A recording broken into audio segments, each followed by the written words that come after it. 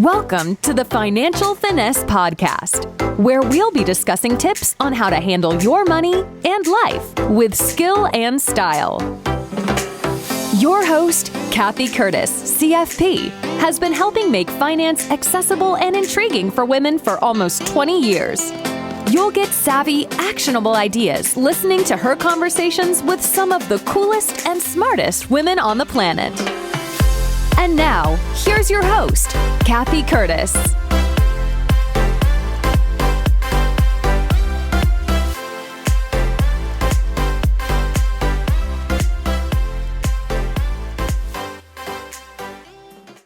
Hello, I'm Cathy Curtis, host of the Financial Finesse Podcast. In this episode, I interview Sara Ecklein, a professional fiduciary. Sara is the founder of Trust and Honor, a fiduciary agency. Trust and Honor serves as a partner and compassionate advocate in managing and protecting the personal affairs, property, and assets of clients in the San Francisco Bay Area and beyond. I was particularly interested in talking with Sara because I work with many single women who may not have a family member or friend who could take on this role for them when needed. Sara's calling to become a fiduciary and to found Trust and Honor was informed by personal experience with loss and end-of-life care. She has been working in the fiduciary profession since 2014 and has a rich and varied background in issues facing senior and disabled populations, including end-of-life care, financial abuse, and navigating challenging support systems and family dynamics. She holds a Bachelor of Arts degree in political, legal, and economic analysis from Mills College. She is also, in addition to being a licensed professional fiduciary, a certified national guardian, and a general member of the Professional Fiduciary Association of California. In this episode, Sara and I discuss the role of a private fiduciary and the journey that led Sara to assume her position as founder of Trust and Honor. We also talk about who can specifically benefit from partnering with the private fiduciary and why and when someone may seek her services. For example, being a trustee, guardian, estate executor, daily bill paying and money management, healthcare representation, agent under a power of attorney, executor for seniors with no spouse or family, or a conservator for those who are mentally or physically incapacitated.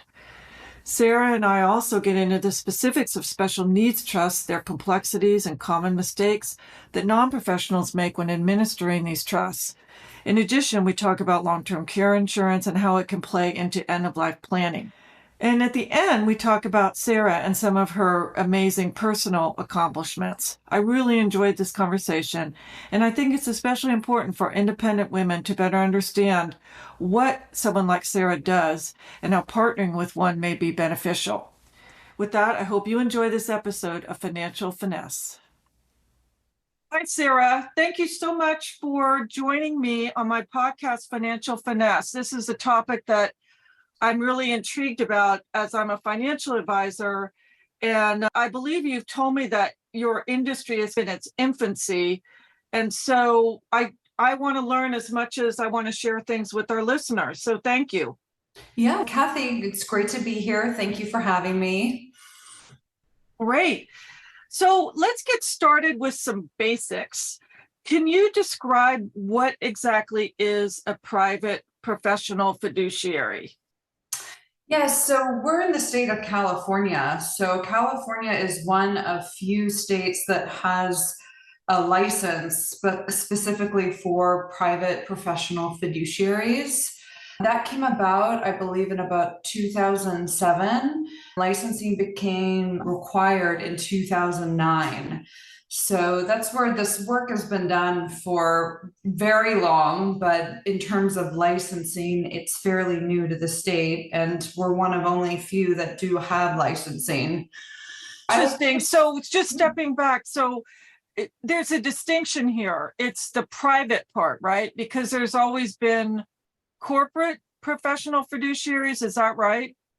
Yes, and even the term like fiduciary, a family member, a non-professional can be acting in that role. So that's where we really like to have that professional, the private professional piece in front of the fiduciary name, just making it clear the relationship.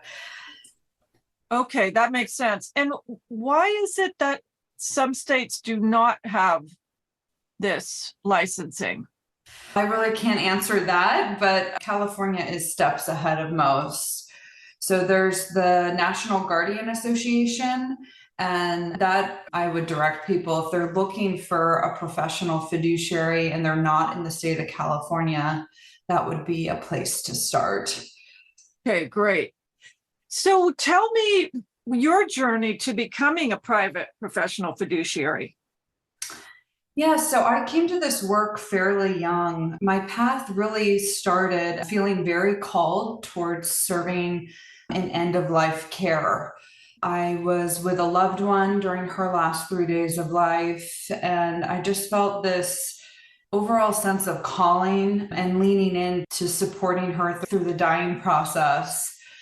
And so I really considered, I thought I was going to be a hospice nurse. So that's really where my kind of career began to take shape and form. I already had a bachelor's degree, so it was looking like I was needing to go back to school. And I went and got my nursing assistant license just to get my feet wet and make sure before going back to school that would be the right path. And I'm happy I did that because I quickly realized that nursing wasn't quite the right fit. And eventually my path led me to working in a private fiduciary's office out in Sacramento. And really the rest is history. I fell in love with the work. It really combined a lot of my personal strengths and interests.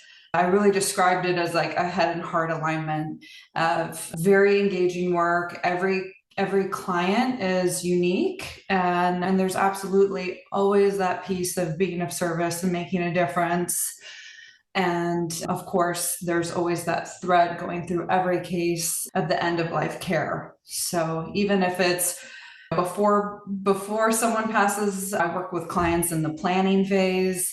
And so it's really building the relationship long before they need a professional fiduciary to act.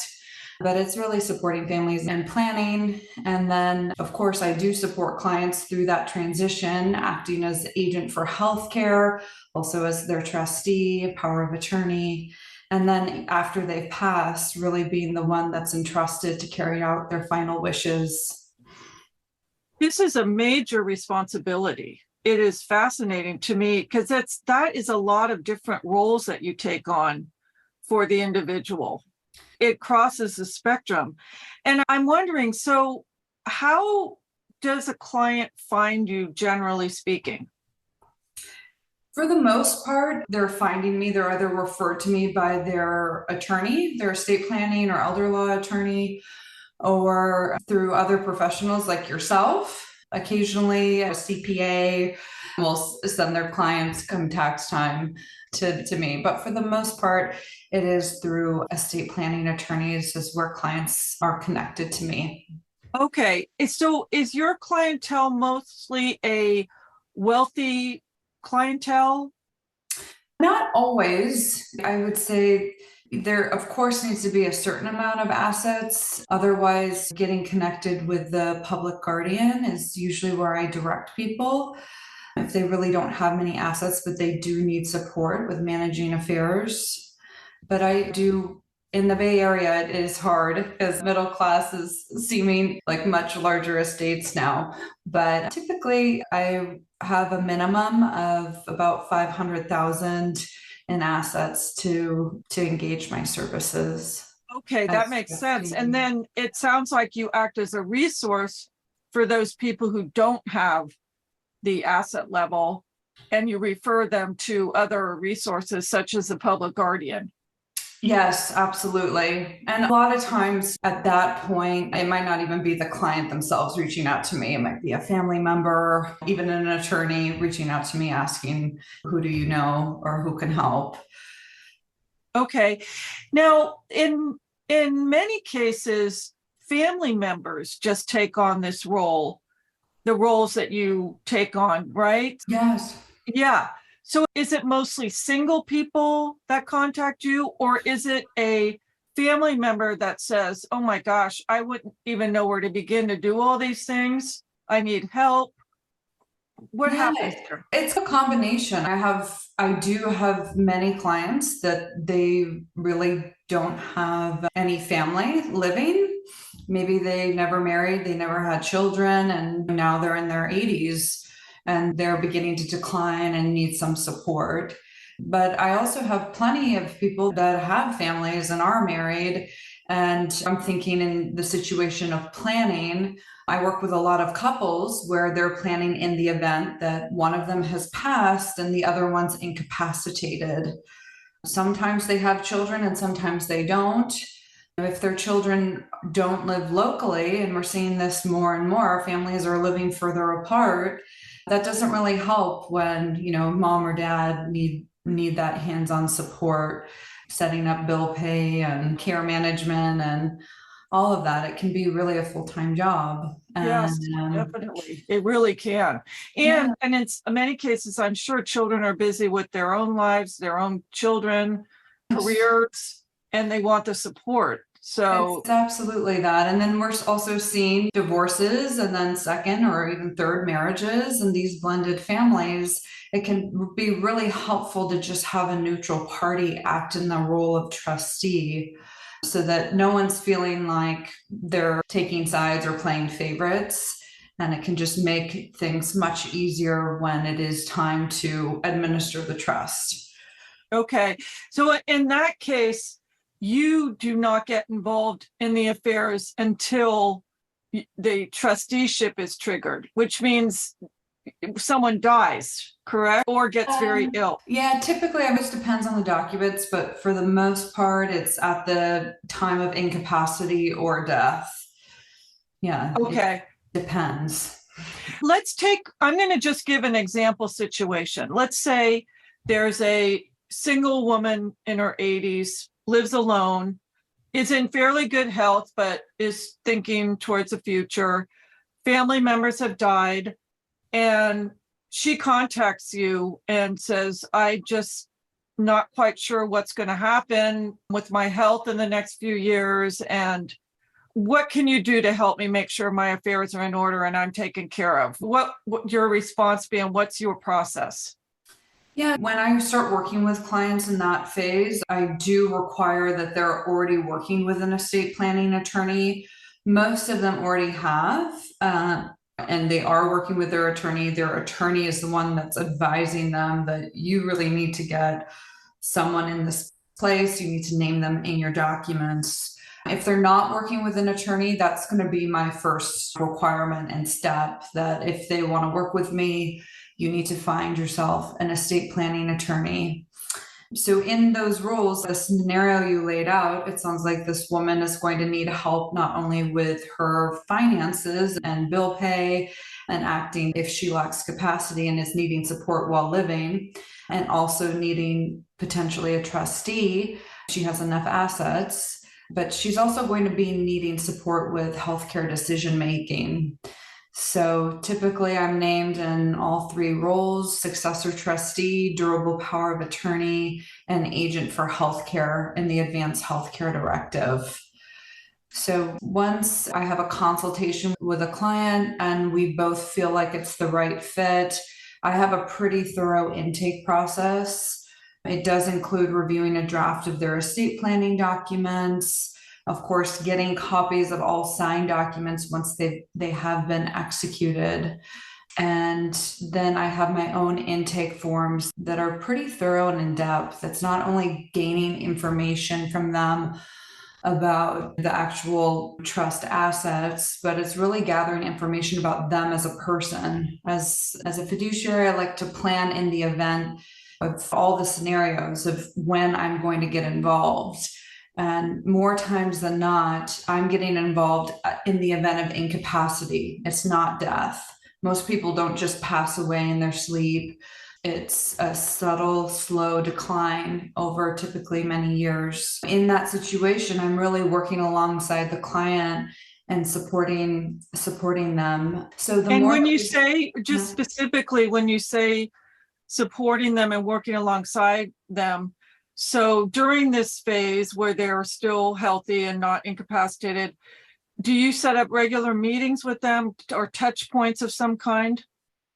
Yeah, so I have annual drumbeat that I like to have a check-in phone call and just make sure nothing's changed on their end. I also see it as a time for me to update them on myself and my business.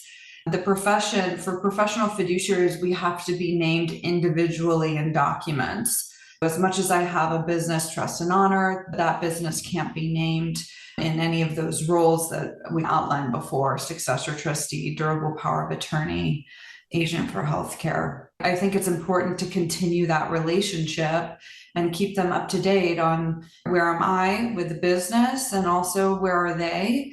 I found that over the years, if we don't have that check-in, people update their phone number, they move, they even update their estate planning documents. And a lot of times the successor trustee isn't kept up to date. So that's where I find that really crucial and important. And then I really leave it up to the client to book a consultation on an as needed basis.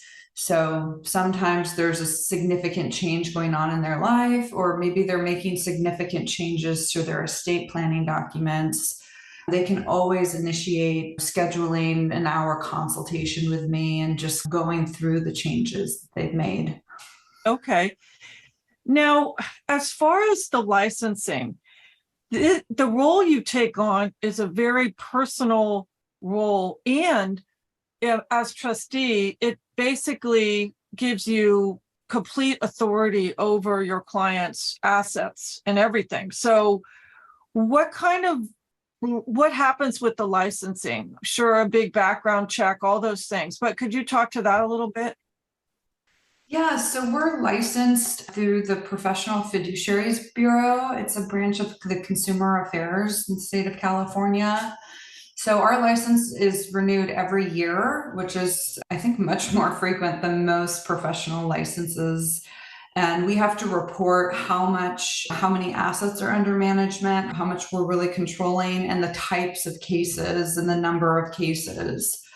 So for my practice, I don't specialize in conservatorships or any kind of court supervised cases. Some fiduciaries, that's really heavy in their practice. So the Bureau really is asking us every year, how many conservatorships do you have? How many power of attorneys do you have? How many probated estates do you have? How many trusts do you have? And then if you're managing any funds for those clients, the total of them. Okay. Let's talk specifically about managing funds. So in this part, I'm really curious about, and I am an investment advisor, a registered investment advisor, and some of my listeners will be other financial advisors and probably will have similar questions. Can you actually manage assets, meaning buying and selling securities? Yeah, no. Okay. No, I don't. My license doesn't allow for me to give legal advice, tax advice. I'm not a financial professional. So I'm really working alongside a team. Come tax time, I'm working with a CPA to file the trust tax return or the client's tax return. I also am typically working alongside an investment advisor. So they're the ones that's really managing the portfolio. All right. So let's take this woman, this 80-ish woman who did have an estate attorney because she is the one that referred to you. Okay. Mm-hmm. This woman doesn't have a investment advisor, but she has 2 million at Vanguard, let's say. In that case, what happens? It depends. If the client still has enough capacity to communicate her wishes, sometimes clients prefer that I continue that relationship and working with the financial advisor of their choosing. If not, if there maybe A isn't a preference, or B, I'm fully acting and this person really is not able to communicate their wishes, then I likely will be moving the account to a financial advisor that I work with regularly. And I do that for several reasons. One of the pieces is that there is an efficiency to this. And wearing the fiduciary hat, I am definitely trying to preserve the trust assets, and my time does equate to fees. So that's where if I'm working with a financial advisor and there's a handful of cases, we can go through a quarterly or semi-annual review fairly quickly versus working with 20 different financial advisors, all of my clients choosing. So that really makes sense. Okay. yeah. And okay, in the case of let's say I referred you a client, Mhm. you have the option to say, thank you for referring me the client, Cathy, but I need to run my practice efficiently and I have a financial advisor that I work with. That is true. I think what helps, the other piece is that, especially with the financial service industry, as there's different types of advisors, and so a lot of clients are working with broker dealers. I find I end up having a conflict as a private fiduciary because I know that broker dealers are held to a different standard, not to that fiduciary standard that an investment advisor is. So Right.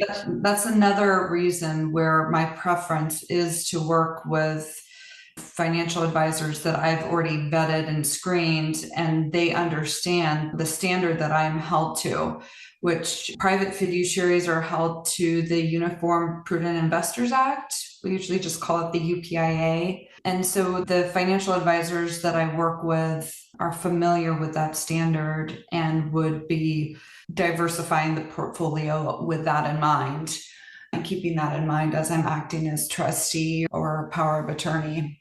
Okay, that really makes sense to me. I'm a fiduciary advisor, just for example, a CFP member of NAPFA, which is the National Association of Personal Financial Advisors, and need to be a fiduciary as a registered investment advisor. So I would be the type of advisor that you would probably feel more comfortable working with because I'm a fiduciary Yes. versus a broker dealer or a professional from one of the big banks, et cetera, that I'm not saying they're not good advisors, but they are not held to that same standard.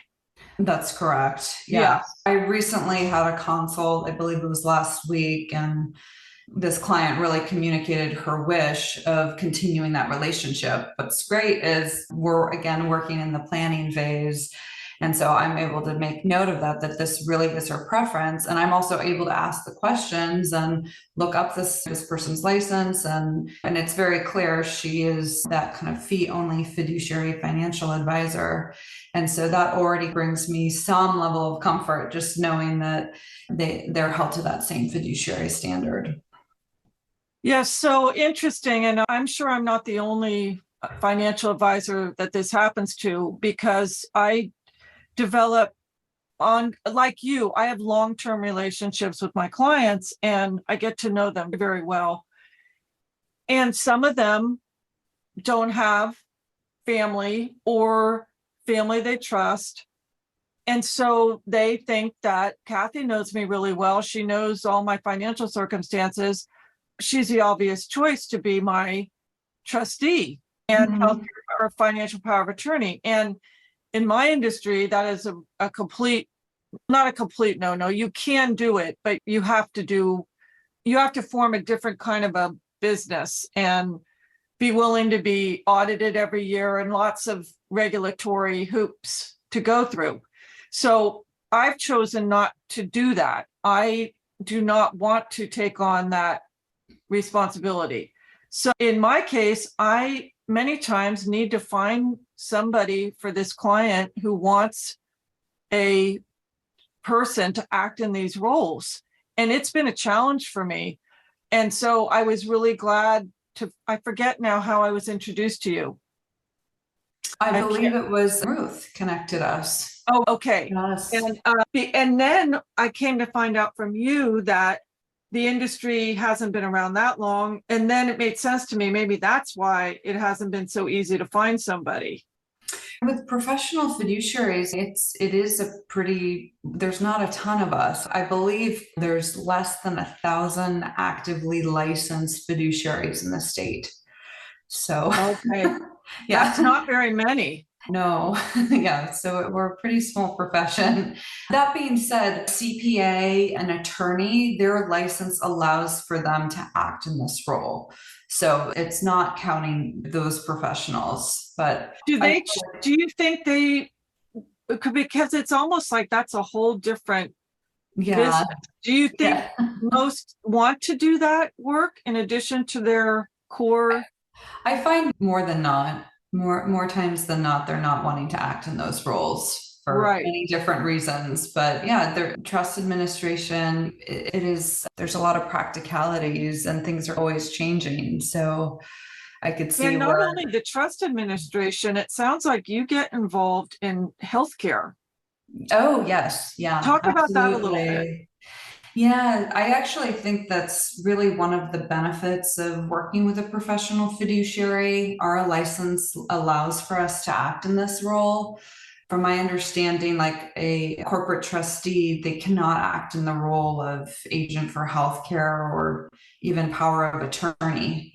If you're someone, this model client you're describing, a single woman, really very little family or friend support, and she's needing someone to act in all those roles, sure, she could name like a bank, let's just use the example of Wells Fargo as her successor trustee, but that still doesn't solve the problem of who's going to act in those other roles.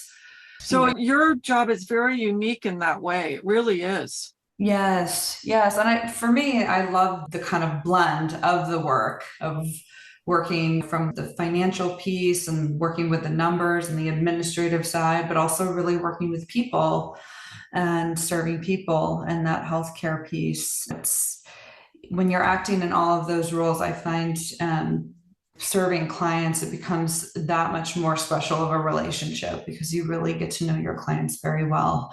Can you describe a situation where you had to get involved with the healthcare situation just to illuminate what you do?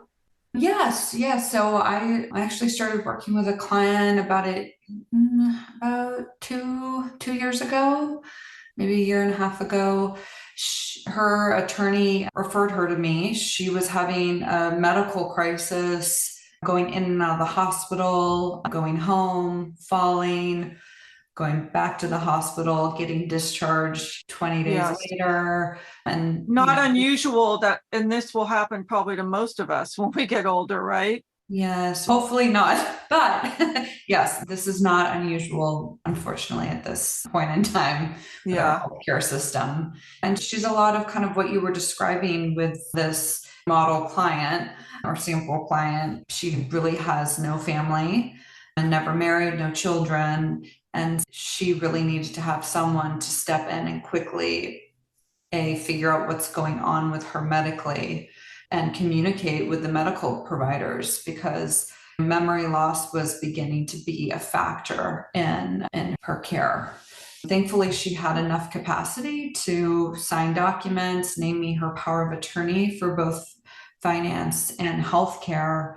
And I really hit the ground running. For a while, we were meeting a minimum of once a week, if not twice a week, because she was having a full-on healthcare crisis on top of like a financial crisis because her bills were unpaid for about 8 months. And so I was figuring out what's going on, where are the assets, what does she have, what are the bills that are actually owed, what can I argue and bring down and remove fees, and then beginning to work with her team. At that point, she had been placed at a assisted living facility. At least her day-to-day, she was now much more safe than going back home, but it required a lot. And a lot, I don't want to share too much Yeah. about her, but I was working with a lot of specialists and going back asking for medical records because she really didn't have anything and couldn't really remember what was being advised. So it was a lot of working alongside her primary care physician, who was wonderful, and going back and figuring out and putting the pieces together and getting her a formal diagnosis, figuring out a care plan, also beginning to work and figure out what is her budget, because at that point her income was very low and her expenses were just very high because of the medical costs. That is incredible. The roles just think about how many roles you took on just in this situation. Yes, no, it was a lot. Yeah. It was a And lot. this person waited for a crisis. The crisis triggered hiring you, right? Yes, Okay. yes, Yeah. yes. Is that the case a lot of the time, or do people hire you long before they get to that point? Yeah. Generally speaking. Yeah, so for me, I'm a very young private fiduciary, and I would say that really is a standout for me. I'm in my mid 30s, and there's very few professional fiduciaries in their 30s and 40s. I believe the average age is actually over 60 for the profession. Don't quote me on that, but Yeah, that I wouldn't be surprised. That's like the financial advisor, yes, independent financial advisor, although that's changing. There's a lot more younger people coming in now. yes, yes. So I work a lot with clients in the planning phase because of my age. Obviously, someone who's a seasoned fiduciary in their 60s, if there's an immediate need, they can do a great job. But if someone is planning and doesn't need a fiduciary in 10, 15, 20 years, that doesn't really help the client. No, Needing, it doesn't. someone nearing retirement. So that's where, for my practice, I work a lot with clients in the planning phase. I really love it because you build the relationship long before services are needed. And so it's slow progression. And I find that's a wonderful way of getting to know people, building that trust in those situations, because typically, as much as we can do planning, crises still occur. And these situations and these scenarios, it's hard to navigate, but it makes it so much easier if you've built that relationship over the years versus someone that you're just meeting now. Still was able, and we're still able to do it, but that building that trust and building that relationship can take time. And if you're losing capacity and losing memory loss, and so many things can be lost, and that can be hard for anyone to just accept and understand. I think denial is a normal part of that process. Oh, yeah, I see that all the time with my older clients. Yeah. Nobody wants to admit that they're losing their memory, and people cling on to things like being able to drive and being able to go out independently and all those. They don't want to give it up. Yes, yeah, yeah, I see that a lot. So it does make it easier to have those conversations when we've known each other for a long time. Let's segue to your business, like business model. I'm curious about this. So it sounds to me like you probably have several clients that are years away from needing you full time, Yes, meaning you're the trustee, all that's triggered. yes. And in the meantime, you've onboarded them as a client, you have developed a way to touch base with them periodically. But how are you paid during that time? And is that an issue for someone with a business like yours? It hasn't presented an issue for me yet. For me, I really charge a one-time flat fee of $1,000 to go through my intake process. And that's going over what we discussed before, reviewing a draft of their documents. Sometimes I need a few edits on my end, and so I'm communicating directly with their attorney on those changes that I would require, and if they wanted me to act in the role of trustee, power of attorney, agent for healthcare. And once we get through that, then having the intake forms completed, and then I follow up with a consultation to go over any questions that I may have or they may have.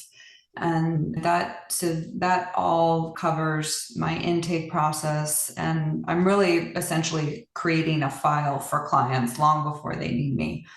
But ongoing, I really don't charge a fee unless I just leave it as you can book a consultation with me on an as needed basis. And I would just charge my hourly rate. But that's really, if the client has capacity and they're doing well, I'm not initiating, that's really coming from them. Okay, that makes sense. And tell me again, how long have you been doing this for? Yeah, I've been doing this work. I started working in the profession in 2014. So I'm approaching about 9 years. And I Okay. went off on my own about 2 years ago. So I worked for, Congratulations. That must have been an exciting moment. yes, it was. It was all during the pandemic. The Oh my stars gosh. aligned. But yes, I worked for two well-established fiduciary agencies before going off on my own and really learning from I've had amazing mentors along the way. So that has definitely helped me and in my practice. And it sounds like there's an association too you can use for mentorship or roles and things like that. Yes, yeah. The Professional Fiduciary Association of California, we usually just call it PFAC. That's a wonderful place also just for consumers to go if they're looking to find a professional fiduciary. Okay. You can search based on location and you can also search based on what service you might need specifically. That brings up another question. And the pandemic changed a lot of things. For example, most of my clients prior to the pandemic were local clients, and I would see them in person periodically through the year. Then the pandemic hit, and of course, we all switched to Zoom. And I'm doing most of my meetings over Zoom now. And I also found that clients from other states started to contact me, and I was able to take on those clients because it's so easy now to build a relationship over Zoom. Everyone's used to it. In your case, how does that work for you? Do you still mostly work locally, or have you expanded into a broader audience? Yeah, for the most part, most of my clients are in the Bay Area. So I'm based in Silicon Valley. I do have a pretty big reach, I think, throughout the Bay Area, going all the way from Marin County, Alameda, Contra Costa County. I do have a few clients where they do live out of state, but I will preface it, it's not really the client who's still living. I'm really interfacing with a beneficiary that lives out of state. Okay. So that's different. And do you still meet most of your clients in person in the beginning of the relationship? Actually, no, more and more now I'm doing phone and Zoom consultations. Okay, so similar. Yeah, similar. And definitely with clients in the planning phase, that's my whole intake process is it's all virtual. And if clients want me to come out and do a home visit, then that's something that would be an additional kind of fee and charging an hourly rate for me to come out to the house. Okay, that makes sense. And can you describe who your ideal client would be? I know we all have an ideal client, the kind of person that we like to work with, that we know we have the expertise to help. And you probably have one too. And that fits your business model and all of those things. Could you describe that person? Yeah, so I have a few. So, one ideal kind of client is really a couple and they're working in the planning phase. So I love this because they're already working with typically a team of professionals. Typically, they already are working with a financial advisor. They're already working with an estate planning attorney, and now they're looking for a professional fiduciary. So I'm just one more kind of professional added to their team and supporting them with their planning. I love couples like that because I find that they're proactive and thinking ahead. And that's really where I love to serve. I also am building the relationship and I'm more of almost like a consultant in a way, because again, it's long before they need me. And I find that those relationships just become that much more rewarding and enriching when they're over Mm-hmm. the years and getting to know them and oftentimes their family, whoever that may include. And then I also specialize in an area called special needs trust. We haven't really touched on that much during this phone call or Oh, interview. yeah, let's talk about that now. That's an important area. Yeah, special needs trusts, the world of private fiduciaries is already pretty niche, and then it just gets that much smaller when it comes to special needs trusts. Special needs trusts, there's different types, and I don't want to go down too much of a rabbit hole into detail, but what it tells me is that this The beneficiary of the special needs trust is most likely receiving some sort of public benefit. And for whatever reason, whether it's the family or this beneficiary is about to receive money outright, we're needing to preserve that public benefit. Either family can establish the special needs trust. This is called a third party special needs trust. Sometimes there's something like a medical settlement, and the special needs trust will be established with a court order. That's typically considered a first party special needs trust. But anyways, that's an area that I do specialize in. So when you say specialized, so an attorney sets up the special needs trust, right?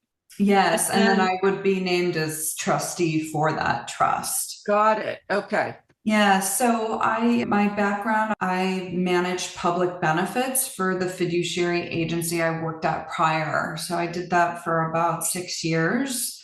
And I really was the point person interfacing with Department of Social Services, Social Security Administration, and really advocating to maximize the client's public benefits. And that's an excellent and important niche to be in. Yes. And how big a part of your business is that? It's about half at the moment. Yes. Okay. For my active cases, a lot of clients, I'll be named as the families for the revocable living trust, so mom and dad's trust, and then their trust will eventually fund the special needs trust, and so I'll also be named in that. It's hard for me to say, but I get a lot of referrals also for families with disabilities, because they're planning that their child will most likely always be receiving some sort of public benefit. So you must have built up a reputation as an expert in this area. Yes, I think so. It really, with administering a special needs trust, there's a lot of rules, and you really need to have a good understanding of public benefits and the specific public benefits that the beneficiary is receiving, because that's going to directly relate of how you administer that trust. And can you give an example of a mistake a person can make if they don't know all the rules? Oh, yeah. A lot of times I have taken over from non-professionals, or I've also come in and provided like a consultant or like case management services alongside like a family member who's acting as trustee for a special needs trust.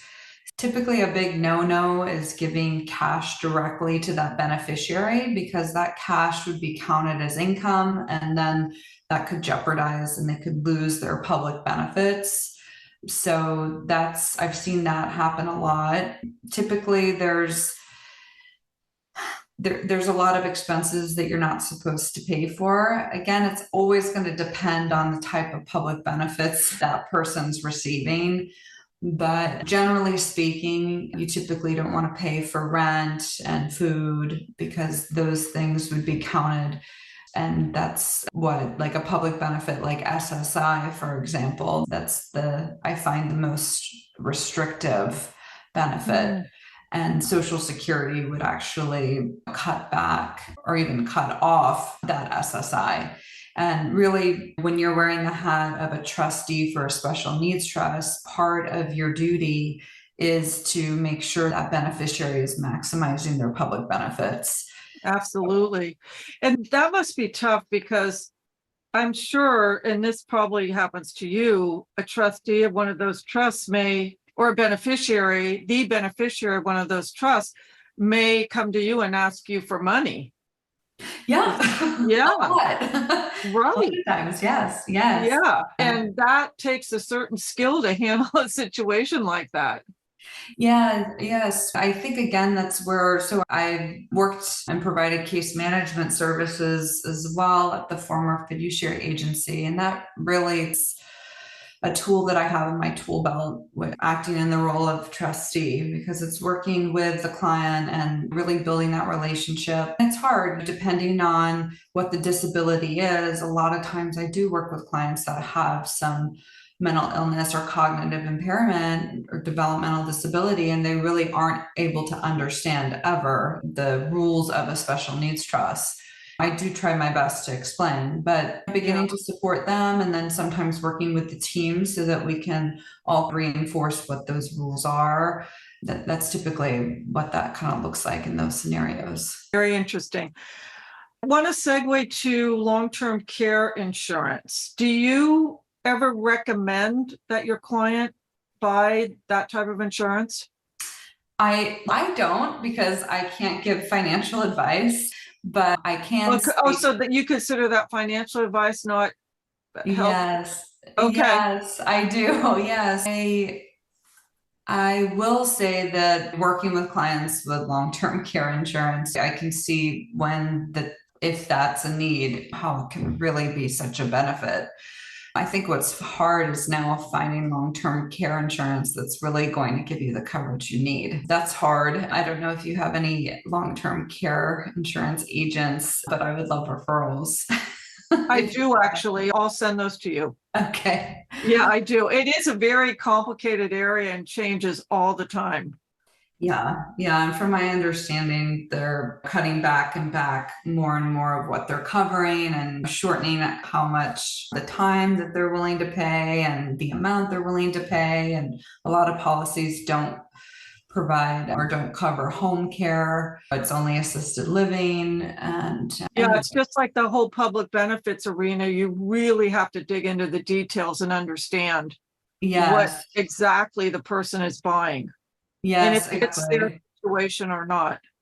Yes. Yeah. So that's where typically when clients are coming to me in the planning phase, that's their choice of whether or not they want to do that. I find that usually if they're working with a financial advisor, which most of them are, that person would be making the recommendations. And then if a client is using my services, I'm working with a client now and they're still alive, it's too late to get long-term care insurance. Yes, so it doesn't pay to get it when you're older, and a lot of people don't qualify anymore. It's very difficult insurance to get, actually. Yes, exactly.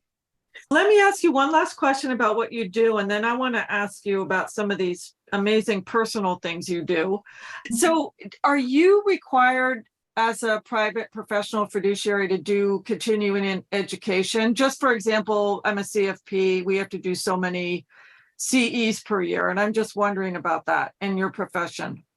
Yes. Oh, yeah, absolutely. For our licensing, it requires. I'm also a member of PFAC, the Professional Fiduciary Association of California. That also has its requirements. So yes, we do have continuing education, and that's comes due just like with our license every year.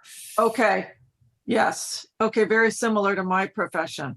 Yes. Yeah. And it's 15 hours a year, and it must include 2 hours of ethics. Yes. Okay. We have the same.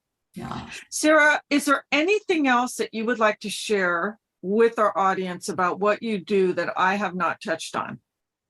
I feel like we've covered a good amount. I would be happy if people are interested in potentially working with me or learning more about my services, you can go directly to my website. It's trustandhonor.co. That's .co. There's no M at the end. And there's a contact us page. So clients can enter their contact information, but their unique situation. And I offer a 30-minute complimentary consultation. If they'd like to book a consult with me, I'm happy to. Perfect. And I'll add that to the show notes as well. Right. And then what is the name of the association you mentioned earlier in the call? That's a good resource. Yeah, so PFAC, it's the Professional Fiduciary Association of California. And their website is PFAC, so PFAC-pro.org. Okay, great. Yeah. Now, what I want to ask you about, this is a really fun fact. You completed the John Muir Trail, 213 miles. Yes. That's amazing. When did you do that? I actually did it in college. Wow. I had no real backpacking experience. I trained with a few friends for a year. We did several small backpacking trips leading up to it. and it ended up being a 20-day trip. And it was wonderful. I'm so glad I did it then, because getting away completely unplugged, that's definitely not possible for me at this point in time. Yeah, that would be really hard. Did you do it Yeah. on your own? I did it with a group of 5 people. Yes. Okay. Yeah. So it was wonderful all through the high Sierras of California. It was beautiful. Was Half Dome part of that? Half Dome wasn't, but actually hiking up Half Dome, that was the day trip that I did that inspired the John Muir Trail. Okay. Yeah, I've done Yeah. Half Dome twice. I don't think I'm going to do that again. Yeah, actually, when you're hiking up to Half Dome, there's like a junction that says Mount Whitney, and 200 some miles from there. And so, yeah, we all were joking, oh, yeah, let's do it. And then we ended up doing it the next Yeah, year. you ended up summiting. That's amazing. Yeah. Very Yes. good. Okay, Yes. and then the other fun fact is that you're a tango dancer. Yes. I met my husband that way. Yeah. Oh, how romantic. Yes, the Bay Area actually has a very active tango community. So it's definitely a love and passion of mine. And really being embodied and connected is all part of tango. It's gone away a little bit. It's coming back, but COVID really Oh, stopped our sure. practice. Yeah. Oh, that's such a shame.